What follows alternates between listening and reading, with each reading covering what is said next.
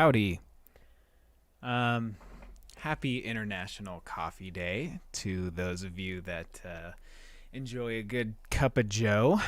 Um, I used to be I don't know, for those of you who are new to the channel, I was pretty heavily involved in the coffee scene for a while. It was kind of what got me into craft beverages, but I've kind of grown beyond it a little bit.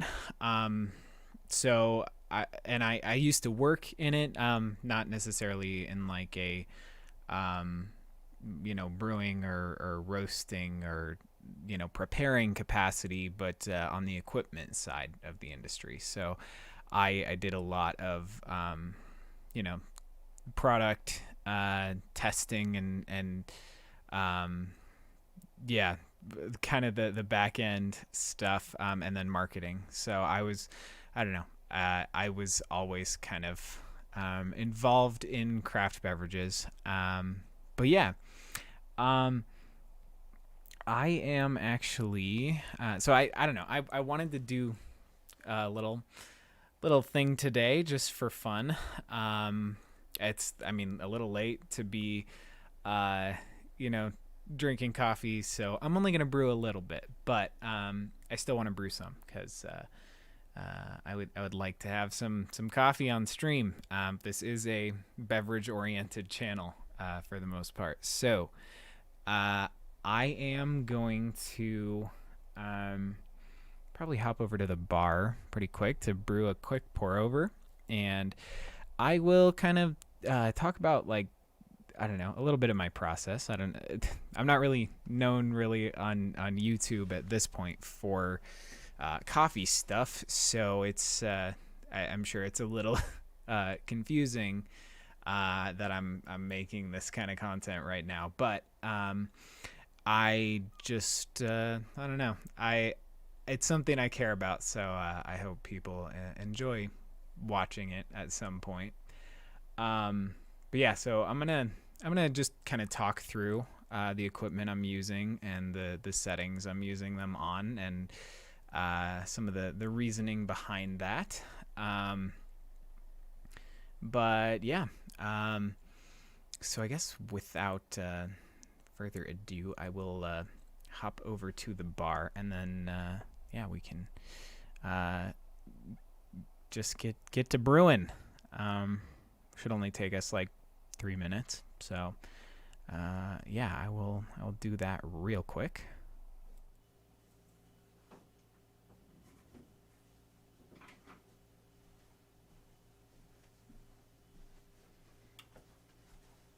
You'll notice the lovely picture behind me.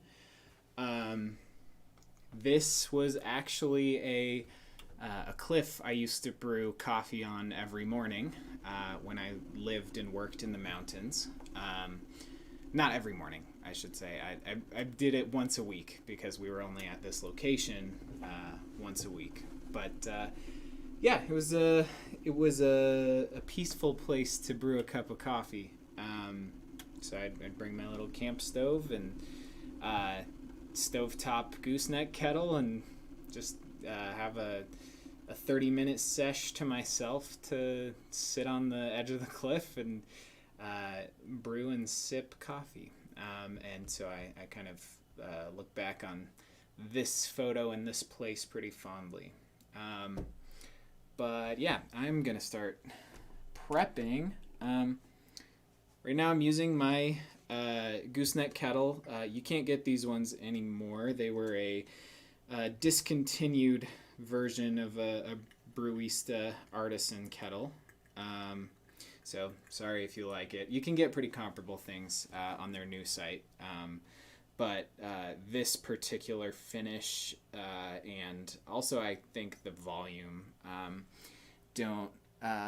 you can't get the combo anymore, but it's a 0.9 liter, so basically a 1 liter artisan gooseneck kettle, and they normally come in like 0.6 liters. Just a fun fact. I'm actually gonna dump my water here really quick, which means I have to go back here.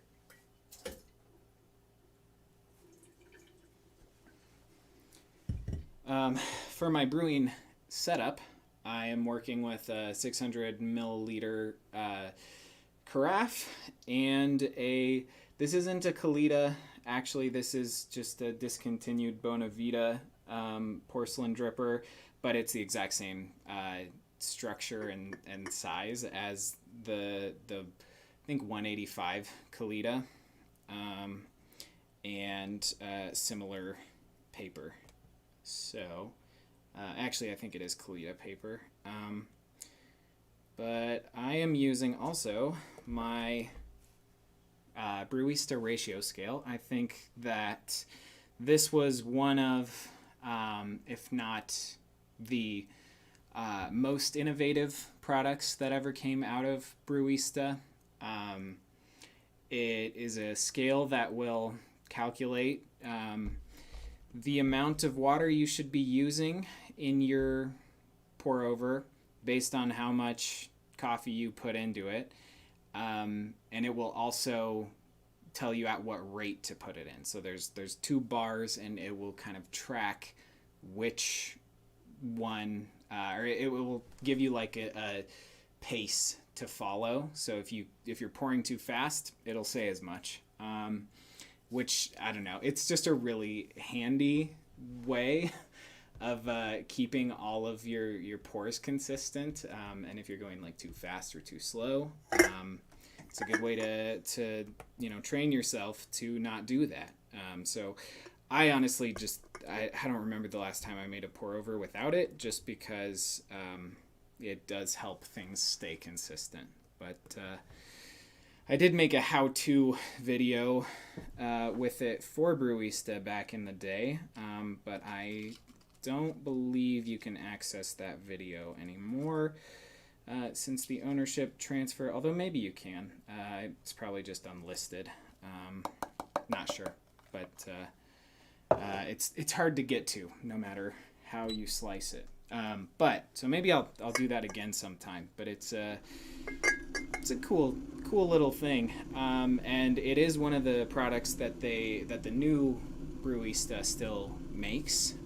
So if you're looking to get into pour over coffee and you want something to keep your pour rates consistent, that's kind of a no-brainer in my opinion.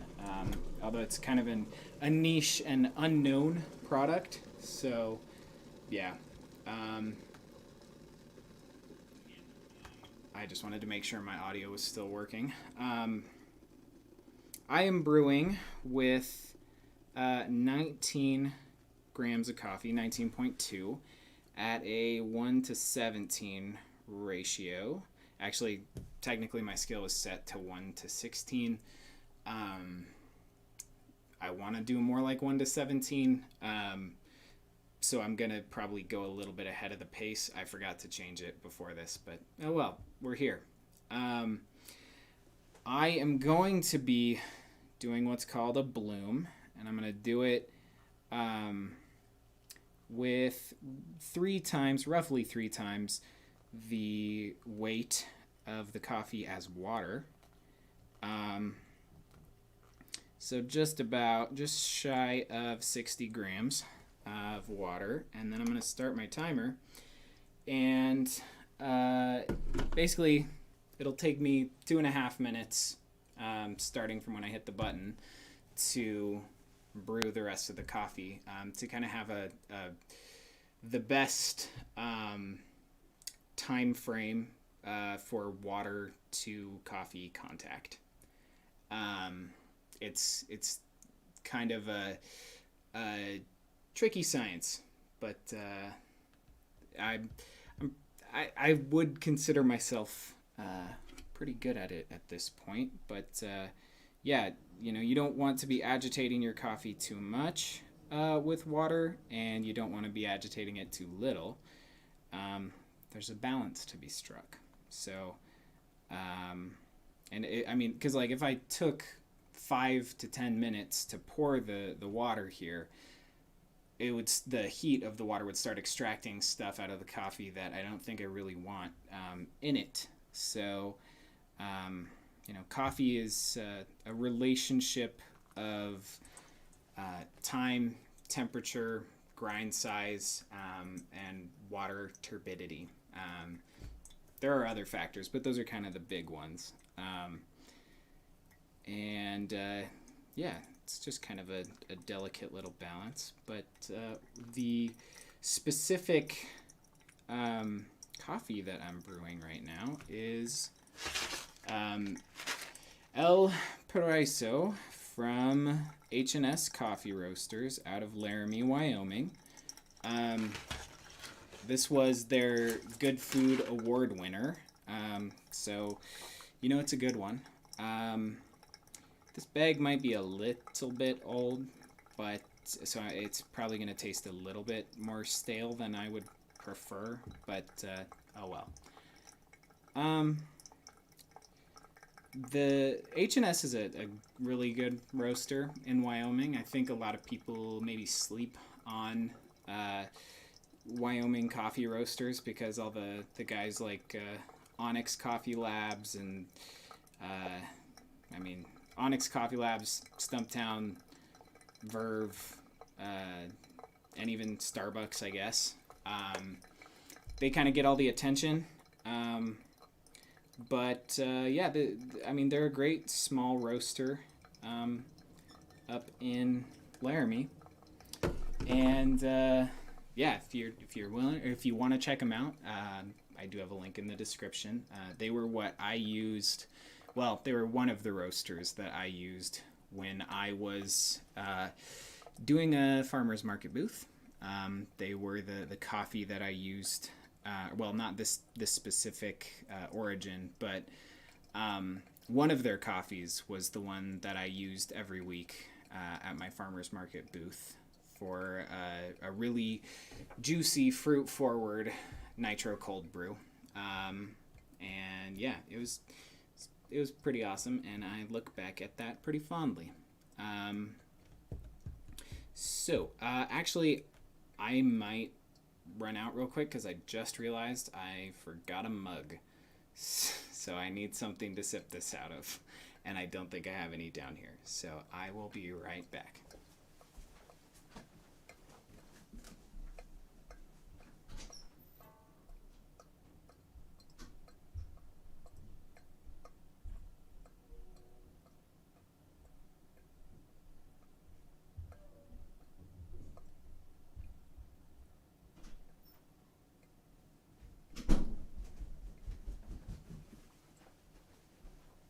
We're in luck.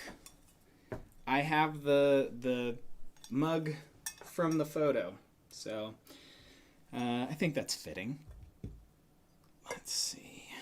I'm gonna take that off, give her a little swirl, and give us a pour. It's at this point, because it's gone a little bit stale, it doesn't quite as accurately reflect, at least on the nose, the tasting notes of peach, plum, apricot, and juicy. I think at this point it's a little more earthy. But right off of roast, this was very like plum and apricot stone fruit. Any flavor things I have to say about this, just understand that it's a solid month after roast date, so that's another like factor in a good cup of coffee. Like the older it gets in the bag, generally the more those flavor compounds are kind of dissipating. So yeah, but it actually has maintained a lot of that juicy element, and I guess leaned more plum, like dark stone fruit, and away from the lighter apricot and peach flavors. They're still kind of there, but subtle and in the background.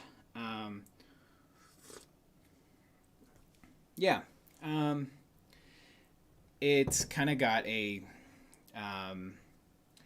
almost a clove and allspice character.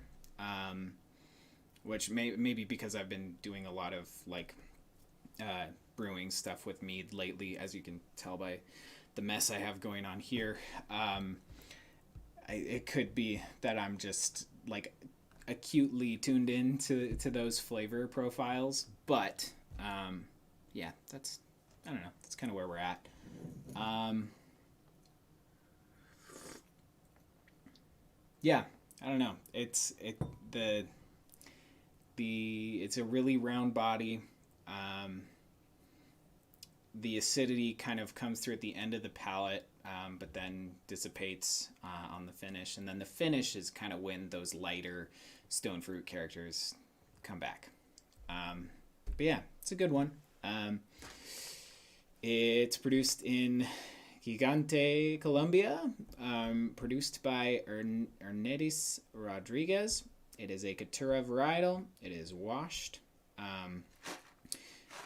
Fun thing about H+S is they sell their coffee in smaller bag sizes now, so you can pick up an 8.8 ounce bag instead of a full 12 or 16, which makes it a little less expensive. So yeah, with that, I don't have too much more to say over here. So see you back over at the computer, but I got some things that I'd like to just showcase and talk about. And then, yeah, I think, we'll just hang out. If anybody has any questions, I will, be here to answer them. So, and if not, then there's no, I'll see you on Thursday for our next stream. But there are a few things I want to cover at least. So, see you over there.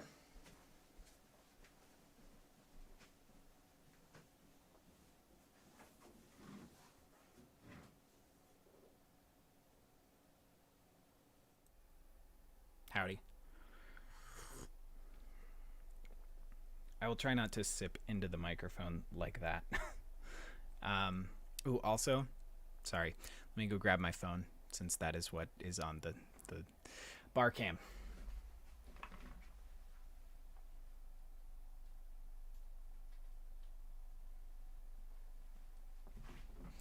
And here we are. Okay. Well, there are a couple things I wanted to just talk about here on International Coffee Day.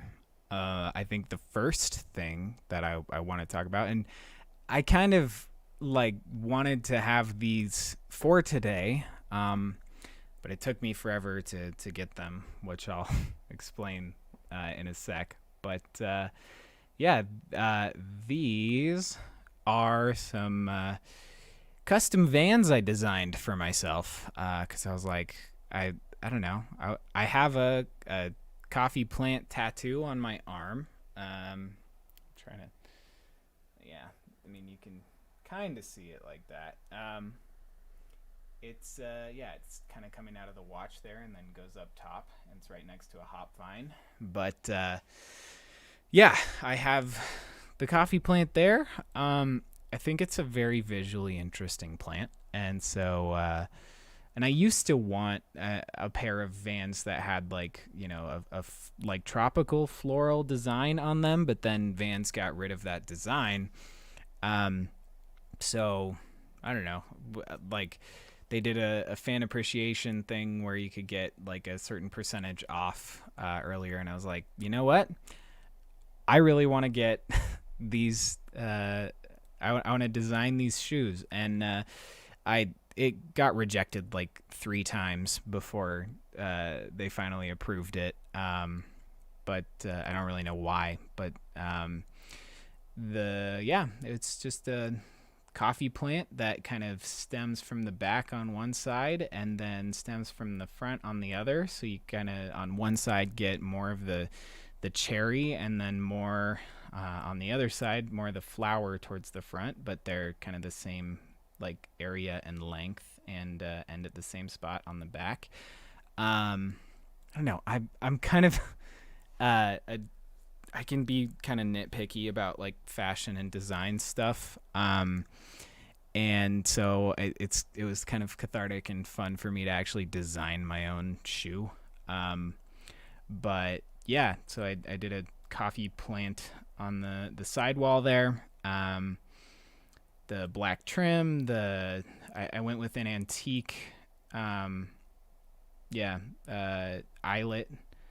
along the shoe, and this is black canvas all on the front, but then on the back I have black suede, because I think doing an interesting texture thing would be cool on the heel, and then black leather on the interior. But that was just kind of a fun thing that I designed that I ideally wanted to be wearing today for International Coffee Day, but whatever. And then I also did my name embroidered on the back,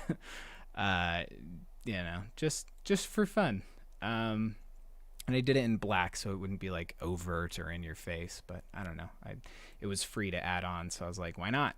But yeah, those are some cool shoes that maybe I'll show off on my Thursday streams sometime if people actually are like, yeah, show me, that'd be cool.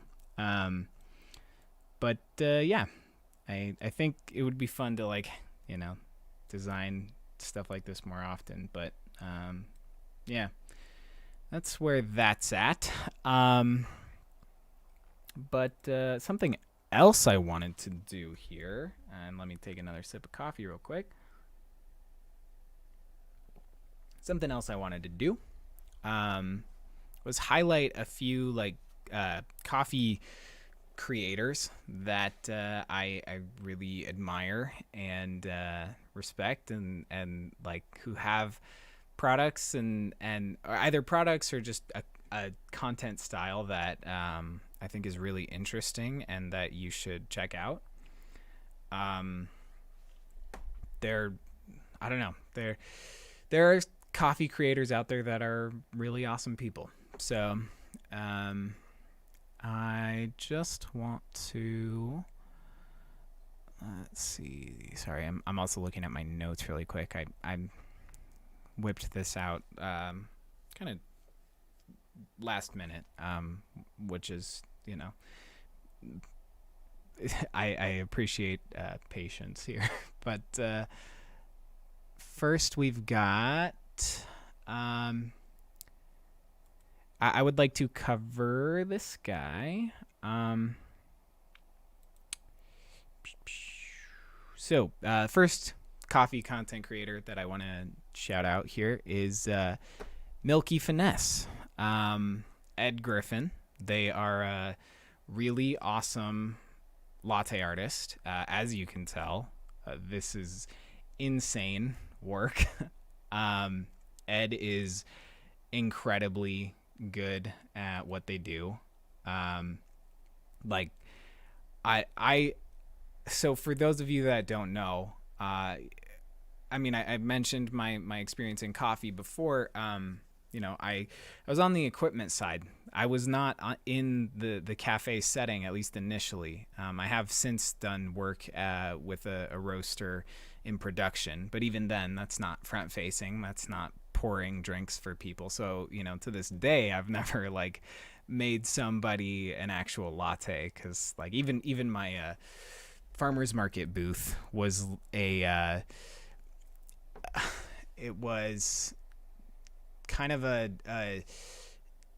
it was all cold brew oriented. So all I had to do was pull a lever to get nitro, and that was it. So that's, way less involved. The brewing is very technical, but then this is next level. Every drink gets so much care and attention, and Ed is a legend.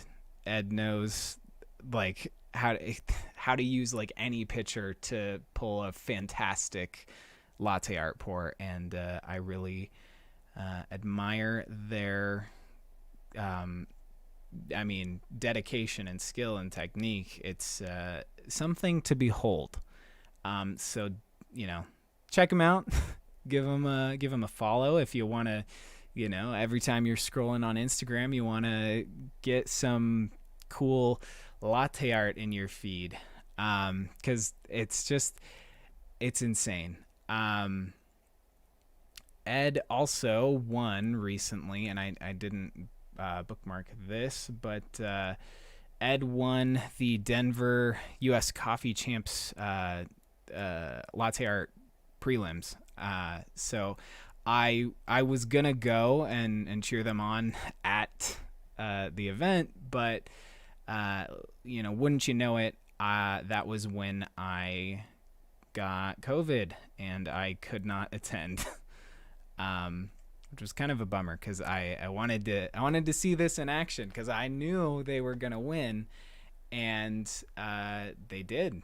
So I'm very, very proud of Ed for sticking it out and putting in the work and doing such a good job in the championship. But that kind of also leads me to my next thing. Also with Ed. Ed was involved in had a rough upbringing. And I mean, not only were they in this like cult essentially growing up, not only did that happen, but their mom took out credit cards in all of their siblings' names, and so they have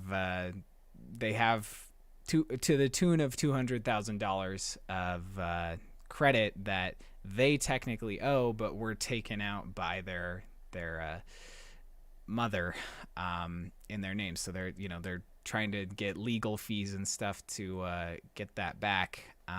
So if you can support their GoFundMe, I would say whatever you can give will help. They it's a rough situation, and I know that they're gonna make it through. But yeah, unfortunately, barista work and coffee just in general, unless you're in the upper echelon of the industry, like the production and importing and equipment side of things, like there's not a lot of money to be made. So yeah, I would really implore you to help them out if you can. But that wraps things up for Ed Griffin, Milkyfinesse. Shout out, Ed, you're a legend. But then so the next coffee content creator I would like to highlight today is Kat Melheim, a coffee roaster and just kind of prolific business individual who started a magazine for people who are both interested in coffee and in the industry. So that coffee magazine is aptly named Coffee People Zine. Let me actually open things up. Okay, so this is Kat's Instagram. But Kat also has a YouTube channel that she's uploading on pretty frequently nowadays. It's she's up above that coveted 1,000 subscriber mark, but I think we can get her some more. So if you're into coffee, check out Kat's channel. Kat does Kat's a roaster. For those of you that don't know, so she's very good at roasting coffee, having had coffee from several different projects like the Matchbook Coffee project, the Black and White roasters when I was in North Carolina this March. It's good stuff. So, but I mean, beyond the coffee itself, you should really consider Coffee People Zine. It's a really cool magazine, and actually, I meant to grab it before, but check this out. Don't know what I did with it. There's some. Ooh. Maybe we'll put this on while we're in the stream here. But give me 1 second to sort all this out. Okay. I might put this on in a sec, but yeah, they have a really cool magazine. So this was issue 18, the most recent one. It features a coffee snake, which is actually a kind of snake that is indigenous to areas that coffee grows, and just kind of hangs out under the bushes, which is a kind of a cool thing to incorporate here. So it's like wrapped around a coffee plant, and then of course the Coffee People text is behind it. I'm not going to spoil the content here necessarily, because I think you should buy it. But yeah, it's a really cool, very well put together magazine. It is a labor of love. It is not, necessarily like the most profitable thing for somebody to be doing. Kat just really cares about art and people in coffee, and having those two worlds overlap and intersect, and it's really cool to me. So if you want to get a subscription, they have the website where you can get an individual issue, or a subscription if you want, or just like bundles of like previous editions and stuff like that. But if you want to like more directly contribute to Coffee People Zine's success, obviously there's the Instagram, but you can subscribe to their Patreon, which is a really awesome way to give back and make sure this independent magazine can still produce content. And yeah, they feature artists and people who need to express creativity in coffee regularly. So I think that it's a cool thing. And I would love to see it at some point grow to,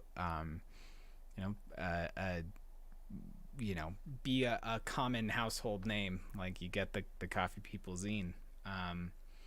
So, if you're looking for, a new Patreon to get involved with, they're really awesome. You can vote on things. You can submit your own art if you're a person in the coffee industry. Once they reach a certain level with the Patreon, the goal is to be able to pay the artists more for the content that they use, because Kat pays people, but then Kat also needs to make money off of this. So I just want to say, check out the Coffee People Zine, because it's a cool thing. But and this is what I want to do right now. Yeah, I think we got time for this. I'm gonna apply this. This is the coolest thing in the world. But in the most recent Coffee People Zine, they included a really cool temporary tattoo of the cover with the coffee snake wrapped around the coffee plant. That's just, it's so cool. So I think that while we're sitting here, I think I'm just gonna put this on because it'd be fun. I'm gonna pop back over to this camera though, real quick, and yeah, I'm gonna just put on this little temporary tattoo while we're chatting. To the people who are watching now, what's up? Welcome to the stream. Give me 1 second to cut this out really quick. I gotta grab my scissors. I'll be right back.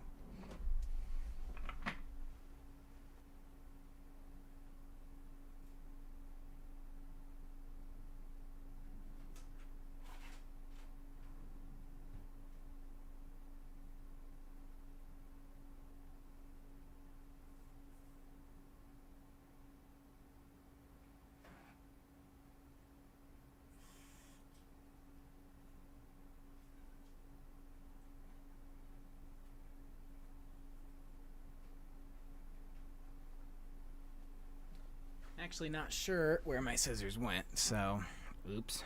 What I'm gonna do instead is just put this on without. I think we'll survive. But yeah, there is the temporary tattoo. I actually don't know if you buy the mags by themselves, if they come with this. So if they don't, sorry. But if you're a subscriber, this is what you're missing out on. New art and cool stuff in every magazine. So that is the design. I think it's really cool. And I'm going to put it on my forearm here. I just want to make sure I'm actually reading the instructions right. Design, plastic, face down to skin, dampen with a wet towel for 1 minute, pull away paper, rock that tat. Cool. Okay, then I'm just gonna put this on. I did not cut it out, so I hope that's okay. And we're gonna go pretty low here. Yeah. I'm sorry, I know you can't see this, so it's not super interesting to watch, but I'll show you when it's done. But I got my damp towel thing here, so I might get it a little more wet, so I'll be right back.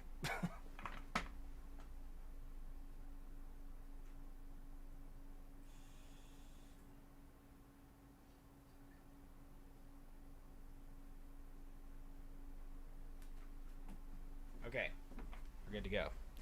And now I'm gonna have to do this for just a minute straight, starting now.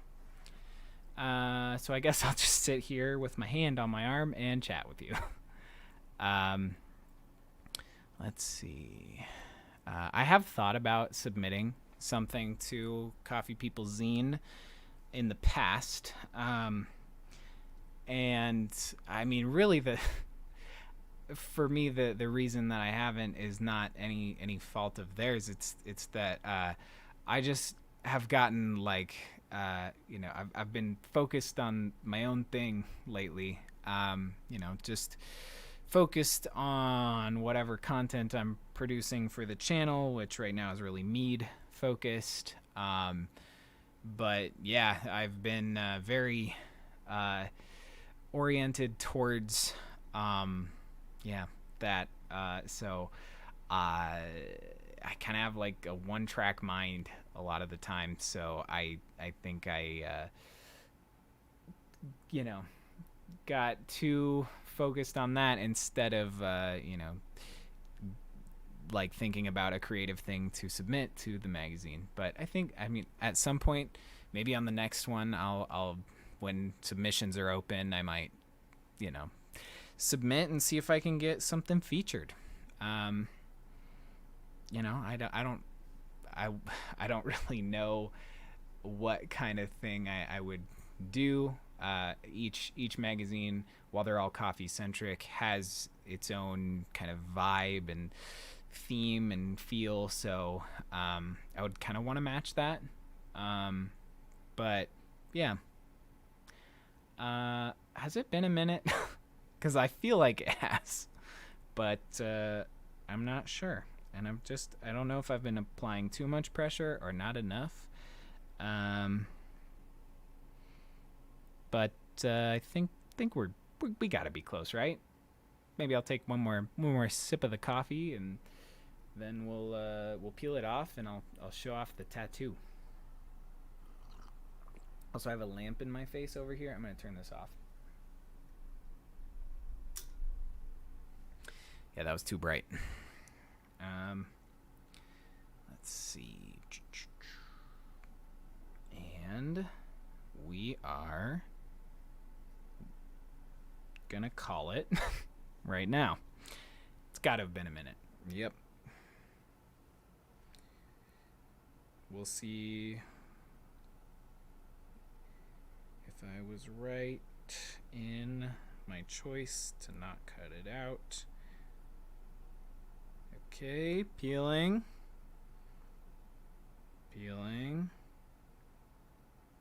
And the result is dope as heck. Check. I can't really angle this very well. Check that out. Right under the lavender tattoo. That's pretty dang cool. And, you know, it almost makes me want to get that, like, for realsies, just on the skin. I think that's really cool looking.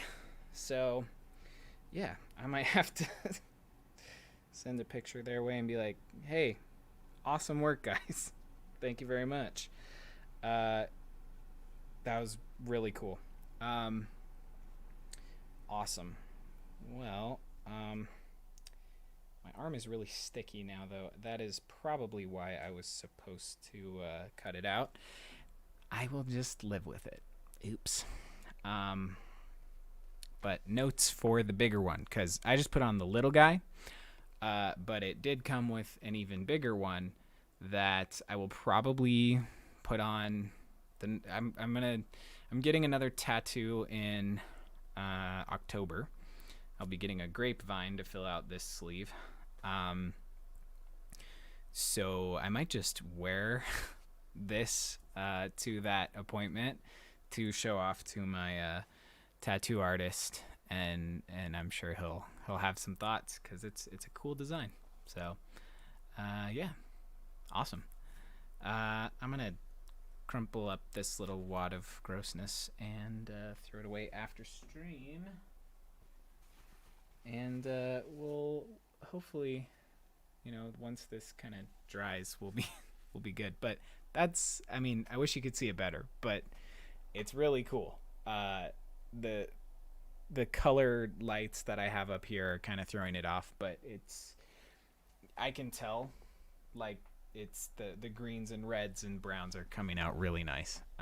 So I think you should get a subscription to Coffee People magazine. If only to get cool art like that, you know, every quarter, because like 4 come out every year. So, you know, look what you're missing out on. So that was fun. Moving on to our next coffee person. Let me look at my list here. Oh yeah. We have Skyfeeblack as the next one. Skyfeeblack is a super interesting company. The creator themselves is Bartholomew Jones, who you're seeing on screen right now. Bartholomew is a very driven individual who is all about reconnecting coffee and Black culture in America, and I guess, you know, just beyond. But for those of you that don't know, coffee originated in Africa. So even though we have varietals growing all over the world at this point. Um, it the birthplace of coffee was Africa, and so and then the second and third and fourth waves of specialty coffee have been largely driven by like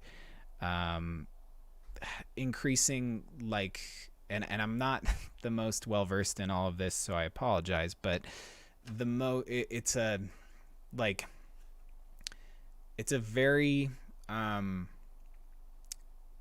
like gentrified industry, if that makes sense. And so it's predominantly been driven by like the white middle class. And so Cxfeeblack exists to really like degentrify coffee and make it something that he can connect the African American community with and have them like connect with their roots and the people growing the coffee and where it came from. So they've actually taken 2 trips to Africa to meet with producers there and look at their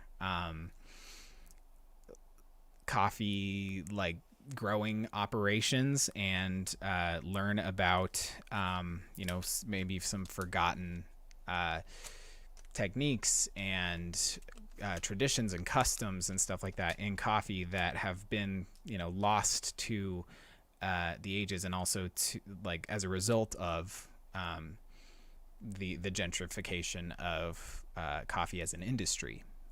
So they're doing cool stuff. Bartholomew is a really he's a very like excellent personality. He is very animated. He is always doing something and educating on coffee culture, and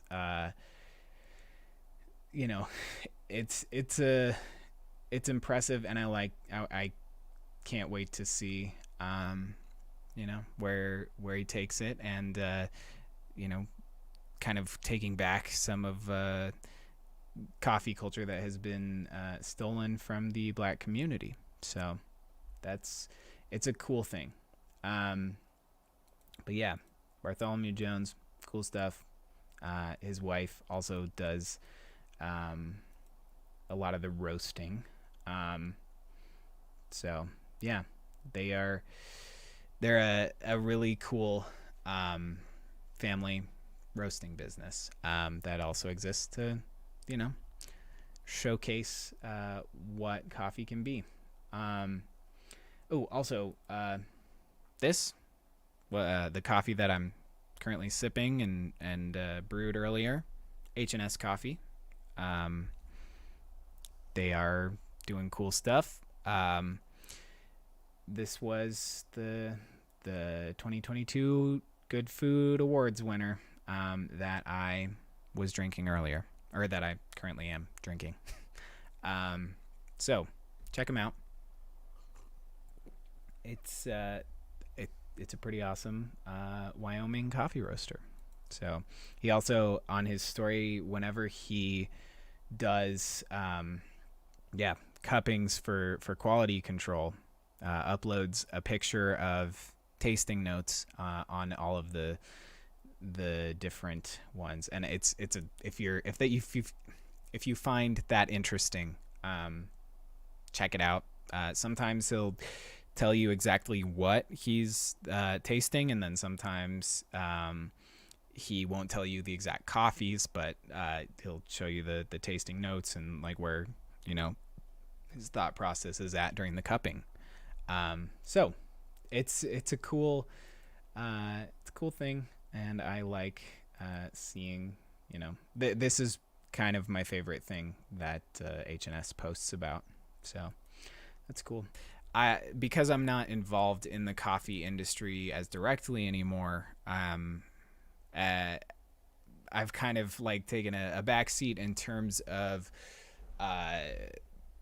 I don't know, doing the things that would inspire me to start making, more coffee content. So I just kind of have, yeah, let it take a back seat and worked on some of the other things that I want to do, like the Mead streams. The Skyrim and Mead streams are really fun every Thursday. I'm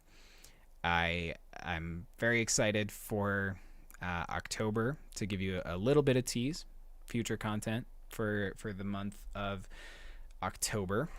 We'll be doing a lot of werewolf stuff this Thursday.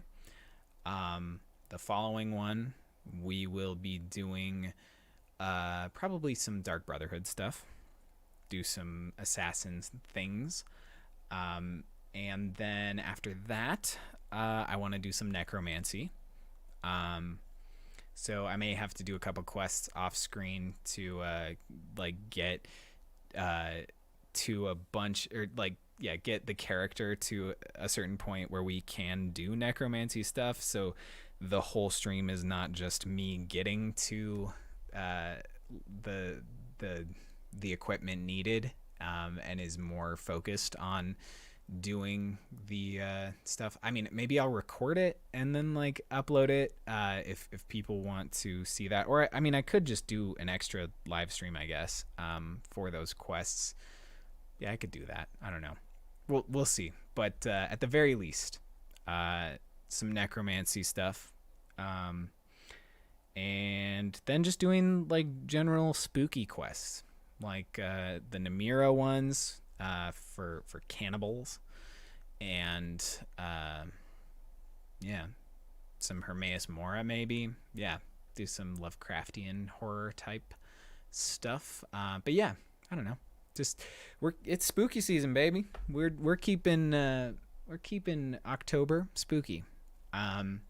And then end of November, I'd kind of want to, I think it'd be fun on the Skyrim anniversary to do the main quest, because nobody ever does the main quest stuff. So I think ending that stream, killing Alduin, I think that would be a fitting completion to that arc. On the day, and then I guess moving forward, I'll do some other stuff with it, but I don't know. Let me know what kind of other content you guys would want to see, because while I do love Skyrim, I do also like other games and other content. So, but the Skyrim streams have been fun, but I think once I run out of different meads in my inventory, I may take a backseat, or maybe even just allow other drinks to take the limelight. I don't know. But yeah, give me your thoughts. But I guess beyond that, so that's stream-wise, that's what we got coming down the pipeline. But in the Skyrim vein, the Skyrim, the Vlods Mead video on my channel is by far the one that has been the most popular and the one that I've gotten the most subscribers from. So thank you to the people who have discovered me through that video and decided to take a shot on subscribing to the channel. I appreciate it. I am here. I do want to get up the stuff, but yeah, I mean, while we're here, I'll just showcase the old channel. So yeah, it's easily my most popular video, but I'm doing a follow-up on the Mead live stream stuff. We have I've kind of showcased the different ones that I've been brewing as I've been brewing them, but I've brewed the Haunting Brew and the Honning Brew, Blackbriar, and Nord Meads. So I think it's high time we make a follow-up video where we taste all 4 of them next to each other, and weigh which ones we like and which ones we think we could make a recipe better ourselves, and then maybe next year lean into which one is the or lean into making our own in a different style. Like what would we do differently on each recipe? Because I have my thoughts on some of them. I think you could make both a better tasting and more lore friendly version of each of them. So I think I'd explore some of that because I think it'd be interesting. But I guess beyond that one, I have a cocktail video that I'm actually going to film right after this, or at least start working on. I will try to get it honestly uploaded this week sometime. So cocktail video coming this week, ish, maybe next week, I don't know. But it's a cocktail for a contest. So if I win that, then I get a little cash prize. Oops, sorry. That would be really cool to get a little prize out of it. So I don't know. I think I want to document my process creating this spooky cocktail, and we'll see how it does. If I can win a contest or not. But follow me on Instagram if you want to see that too, because I think I have to enter it on Instagram. Let me add really quick my Instagram to the screen here, just so you know what I'm or where to go if you wanna follow and check it out. So that would be the Instagram right up there. Boop, bloop. That's my Instagram. If you want to follow along. But there also will be a more in-depth video coming. So ultimately, the YouTube channel is the more important place. But if you also want to follow me there, I like to infrequently post things from my life on there. So, that's just a shameless social plug from me to me to you. So I will get that out of your face. But I guess let's see what else. I do want to make another video, and I've wrestled with how to make it for like 10 months at this point, but I want to make a video about a podcast that has been canceled at this point, that I used to be like a diehard fan for, but then it ended for a pretty valid reason. But I don't know, it's been a while, and I have some thoughts collected, and kind of want to look back on it fondly, and but then also kind of highlight why it was justified in going down the way it did. But I figured that would be a good one to do, but it's kind of a hard video to nail the tone on, because there's some sensitive subjects, and I don't know, it's it'll be an interesting exercise in making something that both I care about, but also makes me, I don't know, a little sad. But then I guess the only other video that I'm currently in the works on is an eggnog video. Hello, Autumn. Thank you very much. I was going to wear a hat, but then I didn't. Let's see.